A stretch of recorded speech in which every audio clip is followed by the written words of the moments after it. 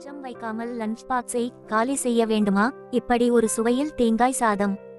தேவையான பொருட்கள்: துருவிய தேங்காய் 1 கப், வேக வைத்த சாதம் 1 கிண்ணம், எண்ணெய் 1 டேபிள் ஸ்பூன், கடலை பருப்பு 1 ஸ்பூன், உளுந்தம் பருப்பு 1 ஸ்பூன், கடுகு 1 ஸ்பூன், சீரகம் 1/4 ஸ்பூன், வேர்க்கடலை 1 டேபிள் ஸ்பூன், முந்திரி பருப்பு 15, வரமிளகாய் 2, பெருங்காயத்தூள் 1 சிட்டிகை, கறிவேப்பிலை 2 கொத்து, பச்சை மிளகாய் 2 நறுக்கியது, இஞ்சி 2 இன்ச் பொடியாக நறுக்கியது, உப்பு தேவையான அளவு. செய்முறை: கடாயில் எண்ணெய் ஊற்றி கடலை பருப்பு, உளுந்தம் பருப்பு, கடுகு, சீரகம் சேர்த்து வதக்க வேண்டும். இதில் வேர்க்கடலை, முந்திரி பருப்பு சேர்த்து வறுக்க வேண்டும்.